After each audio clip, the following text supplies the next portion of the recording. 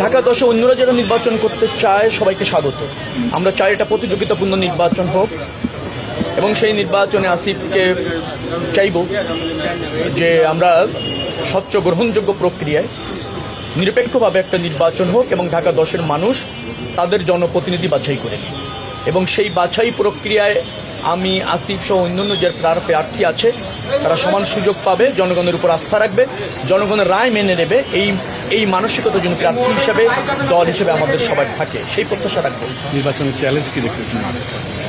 Challenge মানুষের সারা আছে, কিছু প্রত্যাশাও আছে, কিছু পরিবর্তনও মানুষ চাইছে। বিশেষ করে রাজনীতিতে, রাষ্ট্র ব্যবস্থাপনায়, সংসদ সদস্য হিসাবে আচরণগতভাবে জানা বোঝার ক্ষেত্রে তারা একটা গুণগত পরিবর্তন চায়। তো এটাই চ্যালেঞ্জ হবে যে জনগণকে আশ্বস্ত করা যে তারা আমাদের উপর যদি আস্থা রাখে, ভোট দেয়, নির্বাচিত করে, আমরা তাদের প্রতিনিধিত্ব করতে সক্ষম হব মহান সংসদে। এই জায়গাটা জনগণের যে প্রত্যাশার একটু পরিবর্তন হয়েছে আগের যে কোনো সময়ের চেয়ে, সেই প্রত্যাশাটা আমরা ধারণ করতে চাই, জনগণকে বুঝাতে চাই যে আমরা সক্ষম এবং আমরা পারবো তাদের আস্থার মর্যাদা দিতে, তাদের রায়ের মর্যাদা দিতে। এই জায়গাটা বোঝানোর ক্ষেত্রে আমাদেরকে আরও বেশি মনোযোগী হতে হচ্ছে, আরও বেশি কনসার্ন হতে হচ্ছে, আরও বেশি জনগণের মতামতকে আমলে নিতে হচ্ছে। এটাই চ্যালেঞ্জ। Thank you. দলের ভারপ্রাপ্ত চেয়ারম্যানকে পাইছেন, এখন মাঠে তিনি আসাতে কেমন, মাঠটা কেমন হবে এখন? জনগণ উচ্ছ্বাসিত, উৎফুল্ল, ভোট দেওয়ার জন্য প্রস্তুত বাংলাদেশ জাতীয়তাবাদী দলকে। নেতাকর্মীরা তো আগের থেকে প্রস্তুত আছে, কারণ ভারপ্রাপ্ত চেয়ারম্যানের অধীনে গত 17 বছর আন্দোলন করছে, সংগ্রাম করছে, জীবন দিয়েছে, অন্যথায় স্ক্রিনিংয়ের শিকার হয়েছে, গুম হয়েছে, কারাগারে গিয়েছে, আবার কারাগার থেকে বেরিয়ে এসে রাজপথে গিয়েছে। অর্থাৎ বিএনপি নেতাকর্মীরা ভারপ্রাপ্ত চেয়ারম্যানের নেতৃত্বে ঐক্যবদ্ধ দীর্ঘ 17 বছর।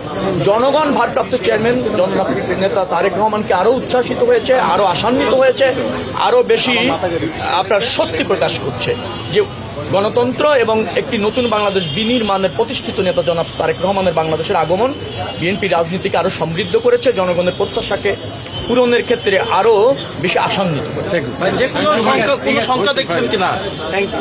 সংখ্যা রাজনীতিতে আছে, বাংলাদেশের নির্বাচনও আছে, একটা গোষ্ঠীও আছে, তারা নির্বাচন ভণ্ডুল করতে চায়, সেই নির্বাচনটা তারা আপনার নস্যাৎ করতে চায়, গণতন্ত্রের উত্তরণ চায় না। এই শক্তি সক্রিয় আছে, কিন্তু মনে রাখতে হবে এই চ্যালেঞ্জ রাজনৈতিক নেতাদেরকে সাহসের সাথে মোকাবেলা করতে হবে।